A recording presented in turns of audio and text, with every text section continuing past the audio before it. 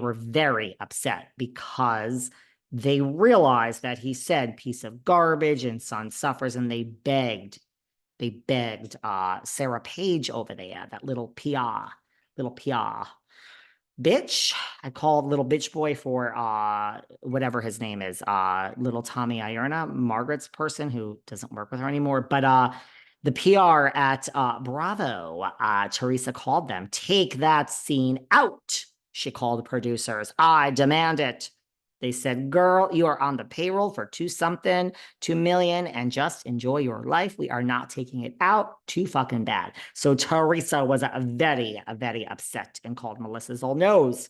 I am nervous. This is going to make Luis look bad. Well, he says that he wishes harm on Margaret's whole family and wishes harm on her son, right? I mean, I hope she suffers. I hope her son suffers. So then Melissa's old nose has revealed on our podcast last week that Louie and Teresa plan to address this on her podcast this week. So this is now being recorded on Monday the 5th, but we have Tuesday the 6th, Wednesday the 7th, Thursday the 8th. I don't know how many what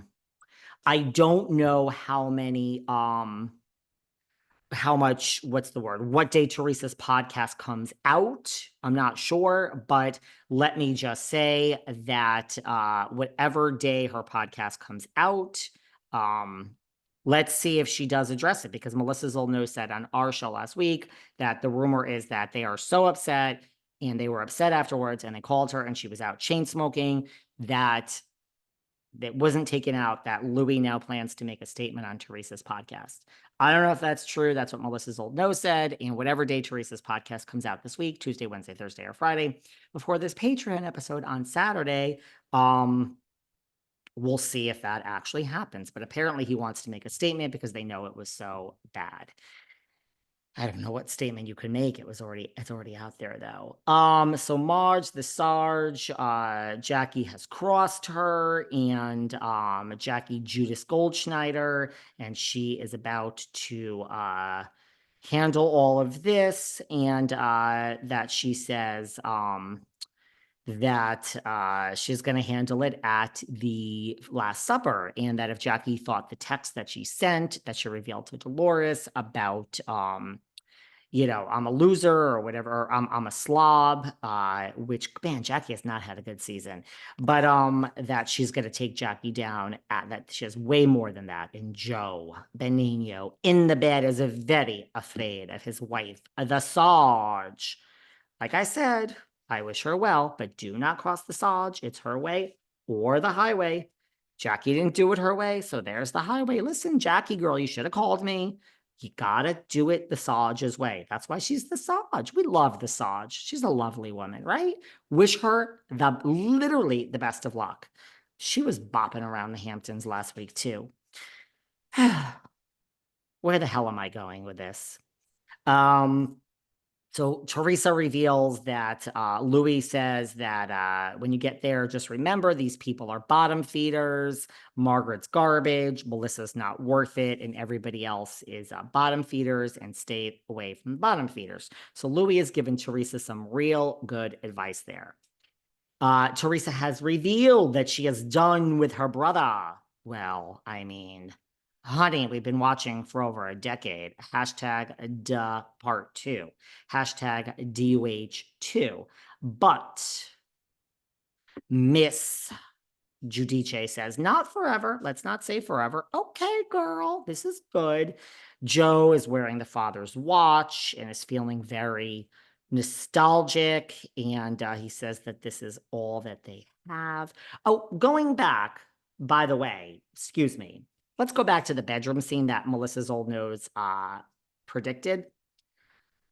I have a huge note to myself, a red flag about Louie. I mean, did everyone see this happen where she says, I'm done with my brother, maybe not forever, but I'm done with my brother. And then Louie says to the cameras and to Teresa, I just want to let you know that's on you. Like, I would never stand in the way of you and your brother. Like, if you want to talk to him again, I will support you because you're my wife. He didn't say those exact words, but that's basically exactly what he said. And this is This is the narcissist. This is the dirty John. This is the manipulation.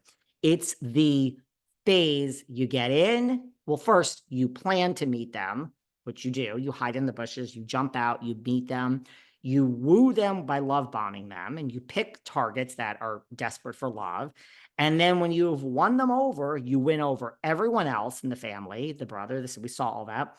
And then you start to isolate the person from every single person. Now, most people go really far. And I mean, Teresa is lucky in a sense because a lot of narcissists and dirty Johns will do it with the family.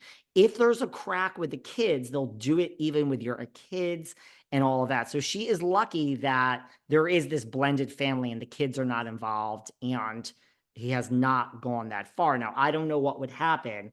I mean, I would assume she would choose the daughters. I'm assuming. We've watched her for 14 seasons, but nothing shocks me at this point. But that is such a classic move where it's like, oh, I didn't do this.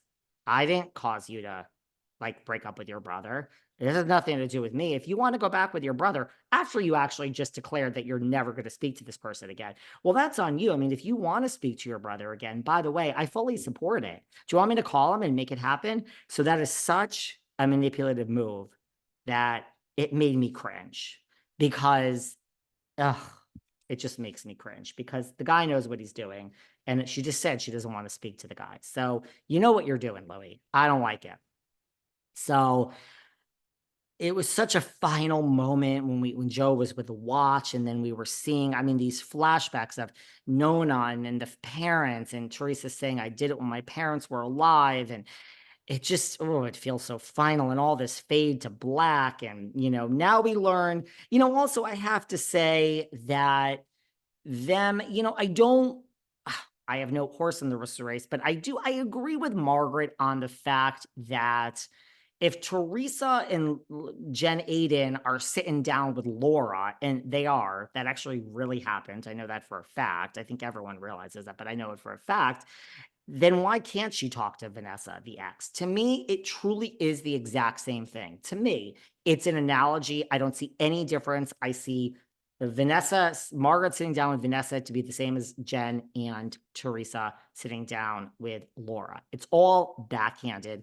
We talk about the pizza oven. We talk about Bodito and the slander. I mean, it feels so final. We're showing these scenes now, and not just the parents, but we're seeing Melissa and Teresa and Joe fight for decades. We're seeing Giudice tumble to the ground and the Achilles, and we're seeing Melissa on the floor with the bended hands. Please, let's have the family get together. And it just feels so final. And the one person, Teresa reconciled with her, the one that matters, Jacqueline Loretta, we see a flashback with her, and it just feels so final. New Jersey, as we know it, is over.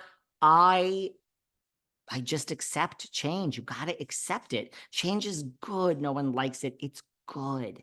It's good. Change is good. We have to move forward in the world. So it really does feel like this is what's happening. It is such an energy suck.